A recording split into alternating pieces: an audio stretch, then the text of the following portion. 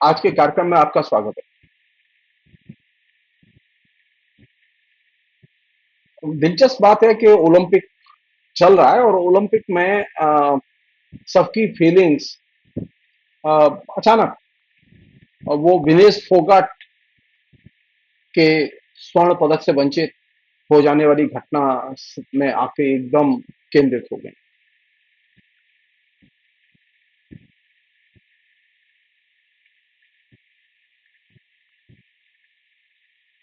और उस घटना ने देश में जो लोग रहते हैं, खेल प्रेमी हैं, उनको बहुत दुखी किया, आहत किया।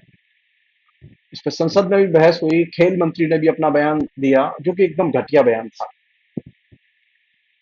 प्रधानमंत्री ने सबसे अच्छा बयान दिया और उससे भी अच्छा बयान जो है वो राहुल गांधी ने। और इंडिया गठबंधन तो गुस्से में इतना था और दुखी था कि वो संसद का उसने बहिष्कार भी किया।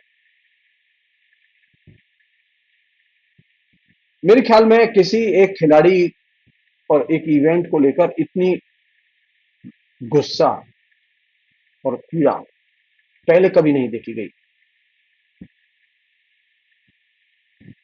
और साइबर मीडिया में और मीडिया में तरह तरह की कहानियां, जिनके जरिए ये कहा गया कि उसके साथ तो फलां ने अन्याय किया है, फलां ने मैनिपुलेट किया है, फलां ने षड्यंत्र किया है, वगैरह वगैरह।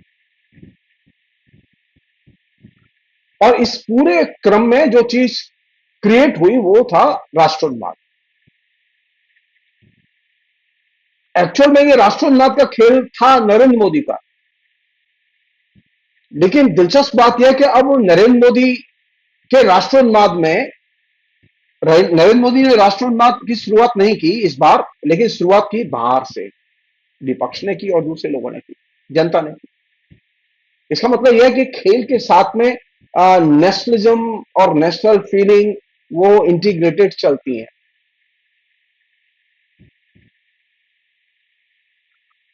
दोनों तरफ, इंडिया गठबंधन की तरफ भी, बीजेपी की तरफ भी, प्रधानमंत्री ने जो स्टेटमेंट दिया, दोनों में ही जो स्टेटमेंट में जो बारीक लाइन है वो राष्ट्रोन्माद की है।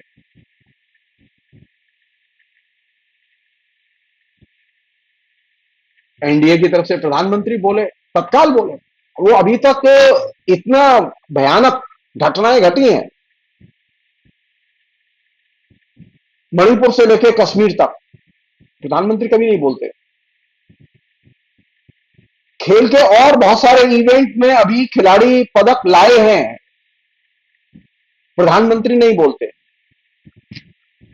लेकिन विनेश फोगट के मसले पर वो तत्काल बोले, क्योंकि वो एक बड़ा इशू है जिसमें कि नेशनलिज्म ऑपरेट करता है।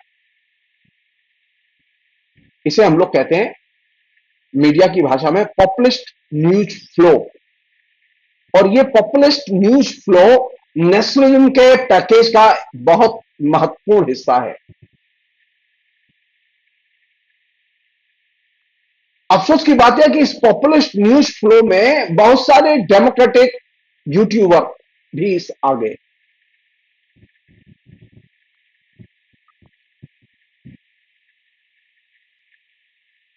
सांसद और विपक्ष के नेता, प्रधानमंत्री भी इससे अछूते नहीं रहे। पॉपुलिस्ट न्यूज फ्लो की खूबी है जो कि इस बीच में विकसित हुआ कि वह चीजों को, जिस पर भी जो कंसंट्रेट करता है, उसको वो हाइप पर ले जाता है। और जब वो हाइप पर चला जाता है तो व्यक्ति के विवेक और नियम, इनकी कोई महत्ता नहीं रह जाती। या हम ये कह सकते हैं कि विवेक और नियम को व्यक्ति नहीं मानता। सो पॉपुलिस्ट न्यूज फ्लो एक सामान्य आचरण और व्यवहार बन गया है मीडिया का और साइबर मीडिया का। इससे सावधान रहने की जरूरत है। ये पॉपुलिस्ट न्यूज फ्लो पॉपुलिस्ट राजनीति का, राजनीतिक फ्लो का हिस्सा है। पॉपुलिस्ट राजनीतिक फ्लो अगर इंडिया गठबंधन की तरफ आएगा तो पॉपुलिस्ट न्यूज फ्लो उधर चला जाएगा। और पॉपुलिस्ट न्यूज फ्लो जब देखेगा कि वो मोदी का या लेफ्ट का किसी का पॉपुलिस्ट राजनीतिक फ्लो चल रहा है तो वो उसकी तरफ चला जाएगा। ये पॉपुलिस्ट राजनीतिक फ्लो का ये एक अभिन्न हिस्सा है। संयोग की बात है कि अभी देश में जो पॉपुलिस्ट राजनीतिक फ्लो है उसका नायक है नरेंद्र मोदी। संयोग की बात देखिए कि वहां विनेश फोगट के साथ में दुर्घटना घटी, वो अयोग्य करार दी गई और प्रधानमंत्री का तत्काल स्टेटमेंट आया। प्रधानमंत्री ने एक क्षण की भी देरी नहीं की, उन्होंने एक बहुत ही भावुक संदेश दिया। जाहिर है विपक्ष पीछे रहने वाले में तो विपक्ष भी सक्रिय हो गया, मोदी विरोधी यूट्यूबर भी सक्रिय हो गए और जाने अनजाने ये सारे के सारे लोग मोदी के न्यूज फ्लो का हिस्सा बन गए। अजीत अंजुम साहब, रवीश कुमार जी और दूसरे लोग जो कि बहुत ही महत्वपूर्ण लोग हैं और डेमोक्रेटिक लोग हैं और इनकी बहुत बड़ी भूमिका रही है नरेंद्र मोदी के खिलाफ में माहौल बनाने में। लेकिन अफसोस की बात है, मैं ये दर्ज करना चाहता हूं कि वे इस पॉपुलिस्ट न्यूज फ्लो के पैकेज में जब वे दाखिल हुए तो वे राजनीतिक पॉपुलिज्म का शिकार हुए और वह राजनीतिक पॉपुलिज्म का नायक है नरेंद्र मोदी।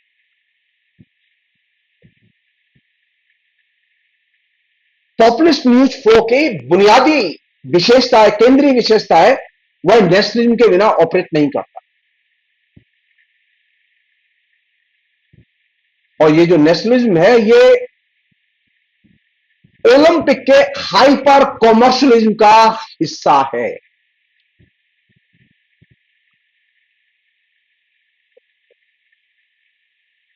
नेशनलिज्म हाइपर कॉमर्शियलिज्म का हिस्सा है जो ओलंपिक की पूरी संरचना का केंद्रीय तत्व है।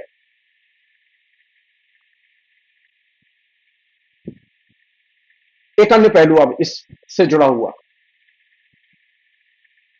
वो ये जो ओलंपिक के खेल आज आधुनिक काल में और खासतौर पर पिछले 60-70 साल का जो उसका रिच एक्सपीरियंस है और न्यू लिबरलाइजेशन के बाद का तो और भी जबरदस्त एक्सपीरियंस जो है उसका, वो ये कि ये पूंजीवाद का एक सबसे बड़ा विश्व आयोजन है, ग्लोबल लेवल का आयोजन।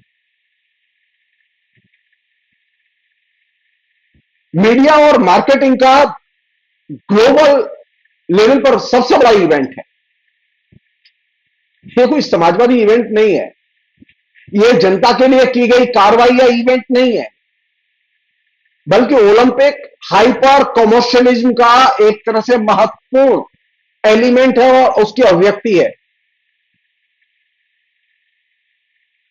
हर ओलंपिक में विवादास्पद मसले उठे हैं और विवादास्पद मसलों पर मीडिया एक्टिव हुआ है, नेशनलिज्म एक्टिव हुआ है और तरह तरह की रिपोर्टें जो कि हाइप पर ले जाए, क्योंकि खेल के विवादों को मीडिया जानबूझ के उछालता है क्योंकि उससे मार्केटिंग को हाइप पर ले जाने में मदद मिलती है। प्रोपेगेंडा को या बाजार के प्रोपेगेंडा को, विज्ञापन के प्रचार प्रसार को हाइप पर ले जाने में मदद मिलती है। और इन दिनों जो जब से नव्य आर्थिक उदारीकरण आया है दुनिया में, तो ओलंपिक का जो पूरा का पूरा मॉडल है वो नव्य आर्थिक उदारीकरण का मॉडल, उसका सारा का सारा ढांचा, सारा का सारा मीडिया कवरेज, सारी की सारी विज्ञापन की श्रृंखला, ये नव्य आर्थिक उदारीकरण की नीतियों के फ्रेमवर्क में तैयार की गई है। उनकी हम चर्चा नहीं कर रहे। क्यों चर्चा नहीं कर रहे?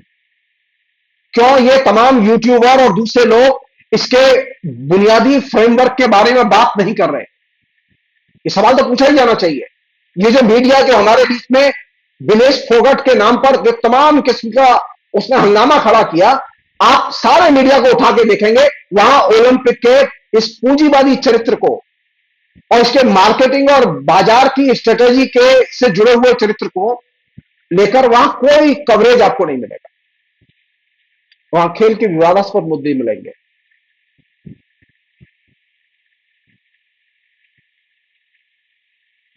और ये एक बड़ी चीज है कि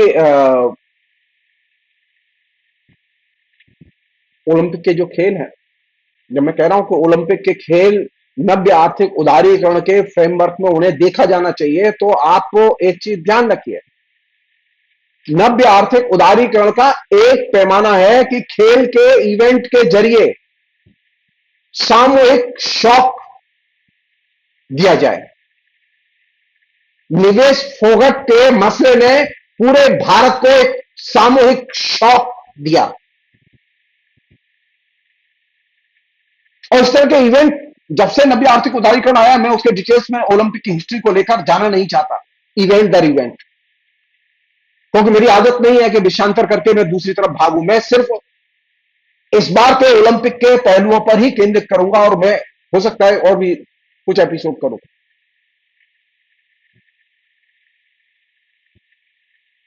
तो ये जो खेल के इवेंट के जरिए सामूहिक शॉक देने की जो पद्धति है, जो कि ओलंपिक के पैकेज में इनबिल्ट है, उसके मीडिया पैकेज में इनबिल्ट है, इसका मीडिया और मार्केटिंग की स्ट्रेटेजी के लिए व्यापक स्तर पर इस्तेमाल किया जाता है। जो अर्थशास्त्री हैं तरह तरह के, जिन्होंने के काम किया है, मैं उनके अकादमिक उद्धरण देके मैं आपको बोर नहीं करना चाहता। दो किस्म के कैपिटलिज्म प्रचलन में है, जो कि मार्केटिंग और मीडिया की स्ट्रेटेजी को प्रभावित कर रहे हैं। एक है विध्वंसक पूंजीवाद, और दूसरा है महोत्सव धर्मी पूंजीवाद। और ये दोनों ही एक ही सिक्के के दो पहलू हैं, और ये नव्य आर्थिक उदारीकरण के बहुत महत्वपूर्ण एलिमेंट हैं। आप याद कीजिए राम मंदिर के निर्माण के आयोजन को,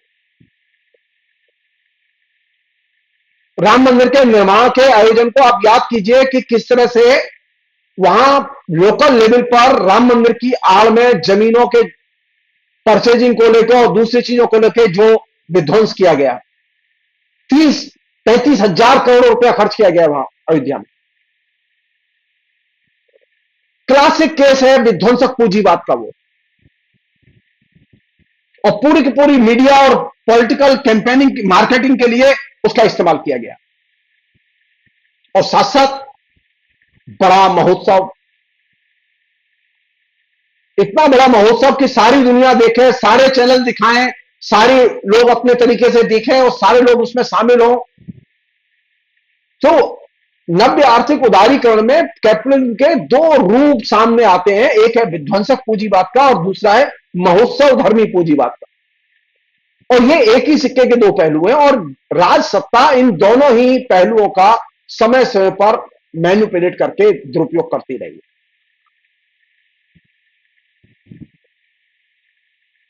विध्वंसक पूंजीवाद की खूबी क्या है, जिसका कि वे इस्तेमाल करते हैं और जो इसमें भी चल रहा है, वो ये कि वह आपके दर्द का दोहन करता है, आपकी पीड़ा का दोहन करता है। अब आपके अंदर एक पीड़ा है कि विनेश फोगट को पुरस्कार नहीं मिला, उसे वो स्वर्ण पदक से वंचित कर दी गई, ये आपका दर्द है, और अब इसको दोहन कौन कर रहा है? विध्वंसक पूंजीवाद। आपके अंदर ये दर्द था, आपके दिमाग में ये चीज बैठा दी गई थी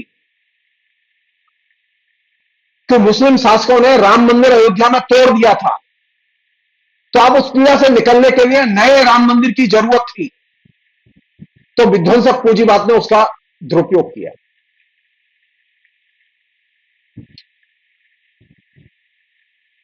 तो विध्वंसक पूंजीवाद की केंद्रीय विशेषता यह है कि वह आपके पीड़ा या दर्द का दोहन करता है, और आपके दिमाग में एक पीड़ा बैठा दी गई है। हम तो लगातार जिसे कहें कि उत्पीड़ित रहे हैं, उपेक्षित रहे हैं, वंचित रहे हैं, और हम जिसे कहें कि तुष्टीकरण के शिकार रहे, हमारी अवहेलना हुई, और नरेंद्र मोदी आए, देखो हमारी कोई अवहेलना नहीं हो रही, हिंदू हिंदू हो रहा है। इसे कहते हैं विध्वंसक पूंजीवाद का आइडिया जो कि आपके पीड़ा या दर्द का दोहन करता है।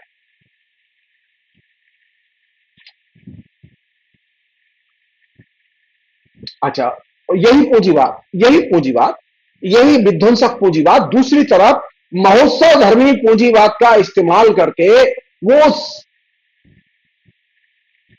सत्ता पे जो लोग बैठे हैं वो खिलाड़ियों का दोहन करता है। आपने देखा होगा नरेंद्र मोदी लगातार जब कोई टीम जीत के आती है तो पहले कहते हैं कि पहले मेरे दरबार में आओ। तत्काल वो जीतते ही बधाई ट्विटर पर लिखते हैं। नरेंद्र मोदी ट्विटर पर कभी ये नहीं लिखते कि उन्होंने कितने स्कूल खोले या कॉलेज खोले। वो ये नहीं लिखते कि हिंदुस्तान के कितने नागरिक भूख से मर गए। लेकिन वे महोत्सव धर्मी कैप्टन के टूल्स का इस्तेमाल करते हुए खिलाड़ियों का, उनके खेल का दुरुपयोग करते हैं।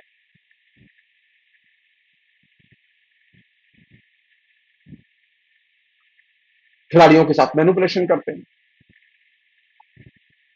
संयोग की बात है कि ये दोनों ही चीजें विनेश फोगट के मामले में आके एक जुड़ गई।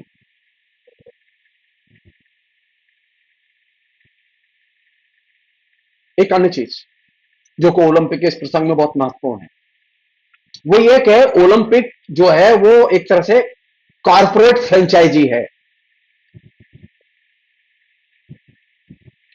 आप जो खेल देखते हैं, आपके यहां जो खिलाड़ी जाते हैं दुनिया भर से, वे सारे के सारे खिलाड़ी जिस मंच पर खेलते हैं वो पूरा का पूरा कॉर्पोरेट फ्रेंचाइजी से संचालित मंच है।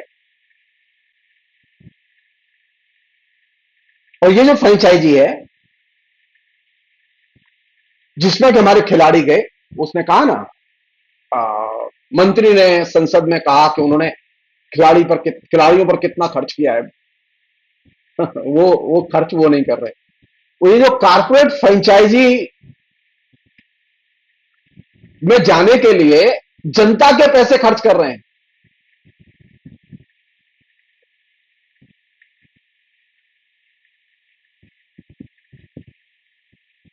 वहां खेलने का अधिकार किससे मिल रहा है आपको? वहां खिलाड़ी जो जा रहे हैं उसके लिए पैसा कहां से मिल रहा है? जनता से मिल रहा है।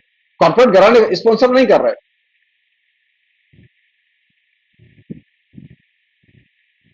एक और चीज वो ये कि जो कैपिटलिज्म है उसकी विशेषता यह है कि जब कोई घटना घटती है तो वो सिर्फ एक एंगल से काम नहीं करता, वो अनेक एंगल से काम करता है।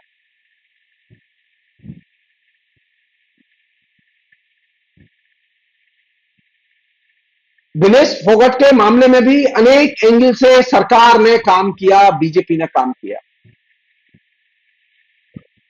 क्योंकि जब कोई घटना घटती है तो विभिन्न किस्म के एंगल से काम करके उन्हें अपने अंदर समेटो, अपने अंदर समाहित करो।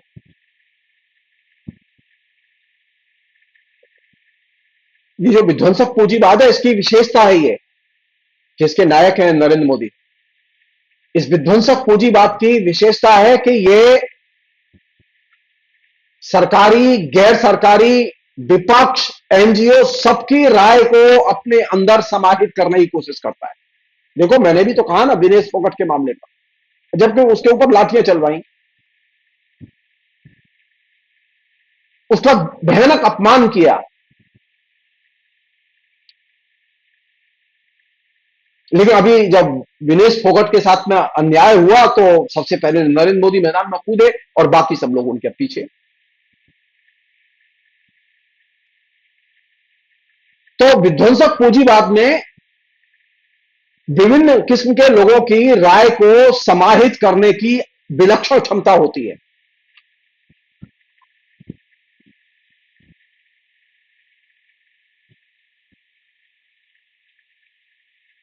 एक और चीज है, अब मैं दूसरे पहलू की तरफ ले जाना चाहता हूं, ये विनेश फोगट पर ही केंद्रित रखूंगा मैं नमूने के तौर पर। मैं तो चाहता हूं कि उसके साथ न्याय हो और उसके साथ जो हुआ है वो ठीक नहीं हुआ है और उसे सही नजरिए से देखा जाए। अब मैं महोत्सव धर्मी पूंजीवाद का कैसे इस्तेमाल किया जाता है उसके कुछ लक्षण बता रहा हूं। उसका पहला लक्षण है महोत्सव धर्मी पूंजीवाद का कि जो स्टेट है या राज सत्ता है वो नियम और राजनीति उनको आमतौर पर लागू नहीं करती।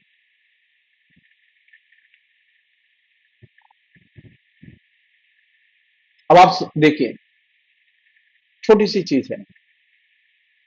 मैं तो चाहता हूं कि विनेश फोगट को सबसे ज्यादा सम्मान दिया जाए, स्वर्ण पदक वाला सम्मान दिया जाए। लेकिन मुश्किल यह स्वर्ण पदक हो तो सही। राज्य से हरियाणा की सरकार ने कहा है कि वे रजत पदक के जो लाने वाले खिलाड़ी हैं उनको जो सम्मान दिया जाता है ऑफिशियली, वही सम्मान हम विनेश फोगट को देंगे। सवाल यह कि रजत पदक है कहां? रजत पदक तो है नहीं, सम्मान कैसे देंगे आप? तो ये उत्सव धर्मी जो महोत्सव धर्मी जो पूंजीवाद है, उसकी खूबी है कि वह स्टेट के नियम और राजनीति को आमतौर पर लागू नहीं करती।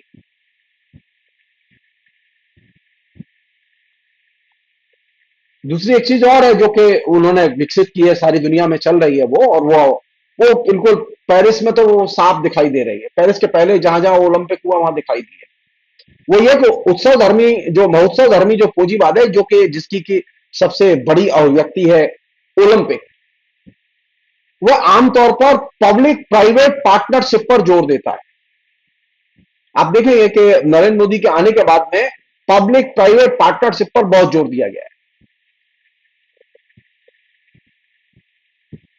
और एक और चीज है, वो ये कि जो कि ये महोत्सव धर्मी जो कैपिटलिज्म है, इस कैपिटलिज्म का तीसरा लक्षण यह है कि ये हर चीज को उस उत्सव धर्मी भाव से करता है।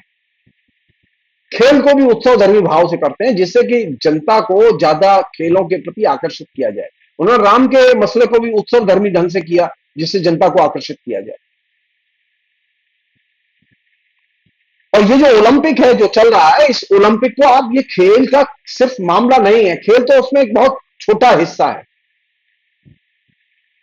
असल चीज यह है कि इसमें ओलंपिक के मौके पर विज्ञापनों की एक तरह से, और ये जो एकदम श्रृंखलाबद्ध ढंग से सांस्कृतिक कार्यक्रम, आर्ट एग्जीबिशंस, इन सब के जो है ना, एकदम सिलसिला बना हुआ है, श्रृंखलाबद्ध ढंग से काम हो रहे हैं। और विज्ञापनों का तो एकदम तांता लगा हुआ है, बाढ़ आई हुई है।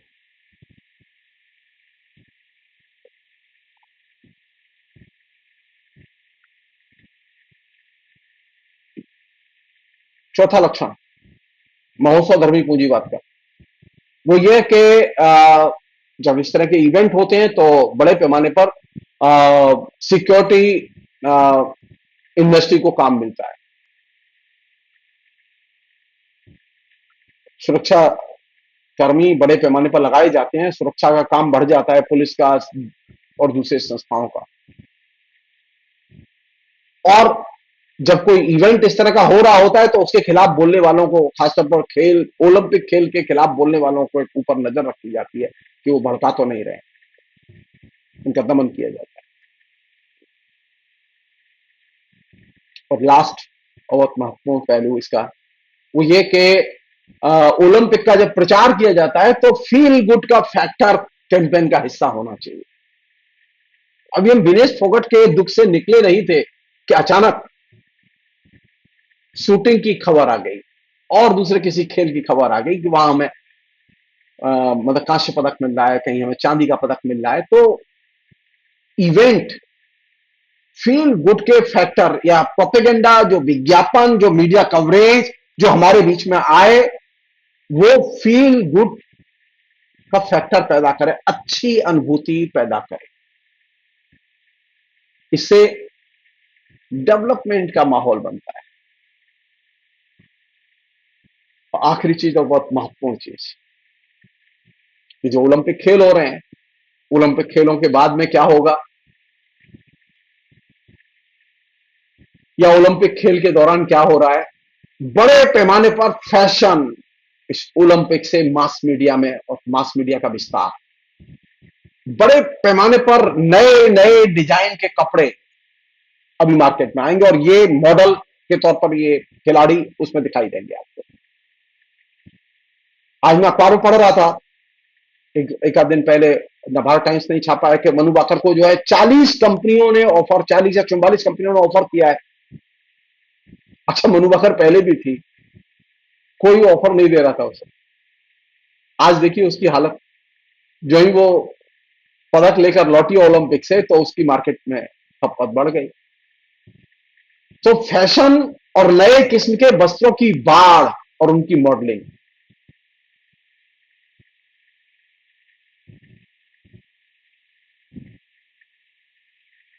यानी कंज्यूमरिज्म की हाइप।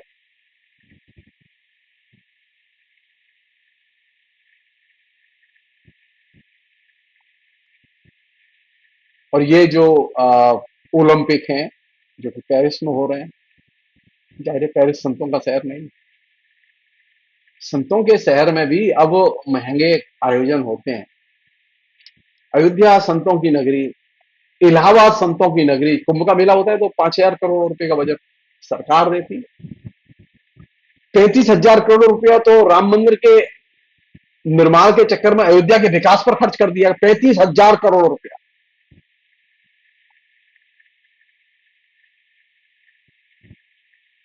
तो ये जो विध्वंसक पूंजीवाद और महोत्सव धर्मी पूंजीवाद का जो मिला जुला खेल है, इसकी इसका लक्ष्य क्या है? इसका लक्ष्य है कि लोगों के अंदर राष्ट्रवादी रुझानों का अधिक से अधिक विकास किया जाए। राष्ट्रवादी रुझान मार्केटिंग में मदद करते हैं और अति राष्ट्रवादी रुझान तो और भी ज्यादा मदद करते हैं। तो नरेंद्र मोदी जितने ज्यादा फंडामेंटलिज्म के रास्ते पर जाएंगे, जैसा कि वे जा रहे हैं,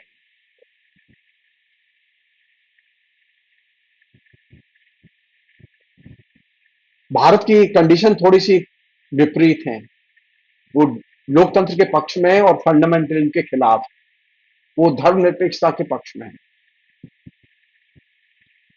तो यहां ये चीज राजनीतिक तौर पर उनके लिए नुकसानदायक हो सकती है। मैं बहुत साफ कहना चाहता हूं कि नरेंद्र मोदी अब नेशनलिज्म के विचार को त्याग दें, क्योंकि अब डेमोक्रेसी दूसरे रूप में एसर्ट करना शुरू कर चुकी है।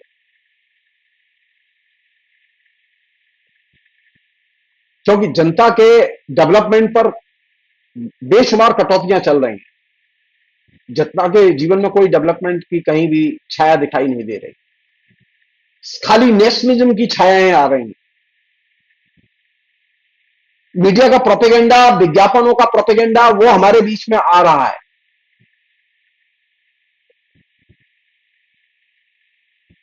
लोकतंत्र को सिर्फ मीडिया के प्रोपेगेंडा के जरिए आप ध्वस्त नहीं कर सकते और जीत नहीं सकते।